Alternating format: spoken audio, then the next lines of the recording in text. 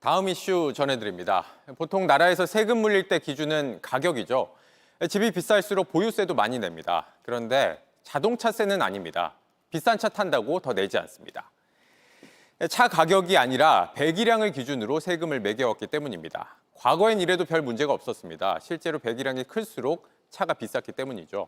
그런데 요즘은 아닙니다.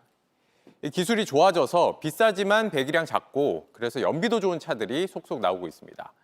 게다가 전기차는 아예 배기량이란 개념 자체가 없죠. 그래서 1억 원짜리든 2억 원짜리든 모든 전기차는 1년에 13만 원만 냅니다. 정부가 오늘 30년 만에 자동차세를 전면 개편하겠다고 밝혔습니다.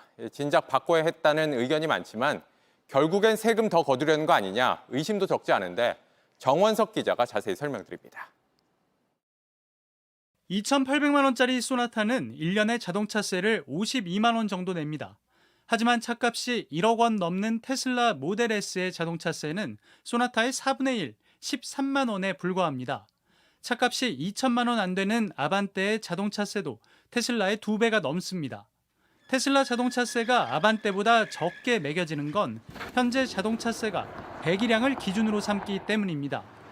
배기량이 없는 전기차는 그 밖의 승용차로 분류돼 가격이나 크기에 관계없이 똑같이 13만 원만 냅니다.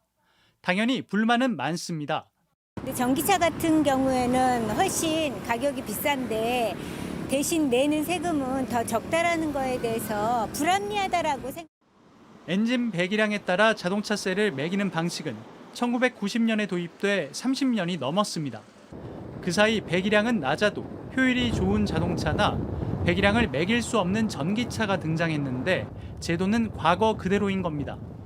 이러자 대통령실은 자동차세 개편을 국민 참여 투표에 붙였고 참여자의 86%가 개편에 찬성했습니다. 이를 근거로 대통령실은 행정안전부를 비롯한 관련 부처에 새 제도 도입을 검토하라고 권고했습니다. 하지만 전기차를 살 생각이 있는 이들은 세금이 확 늘어나는 건 아닌지 우려합니다. 환경적인 측면을 생각했었을 때는 아직까지 친환경 차량에 대한 세제 혜택을 조금 더 많이 강화를 하는 게 저는 오히려 더. 실제 배기량 대신 가격을 중심으로 매기면 전기차 보급 정책에 역행할 수 있고 수입차 업체들이 FTA 규정을 근거로 반발할 수 있다는 지적이 나옵니다.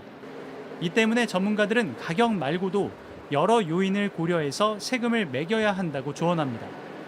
자동차 가격, 또 자동차 무게, 또 연비, 배출가스, 환경적 요소도 굉장히 중요하기 때문에 얼마큼 융합적으로 이 자동차세를 합리적으로 만들어주느냐가 가장 중요한 관건이라고 볼 수가 있습니다. JTBC 정원석입니다. 안녕하세요. 뉴스룸 앵커 최재원입니다. JTBC 뉴스룸을 시청해주신 여러분 고맙습니다. 더 많은 소식은 JTBC 뉴스 채널에서 만나보시기 바랍니다.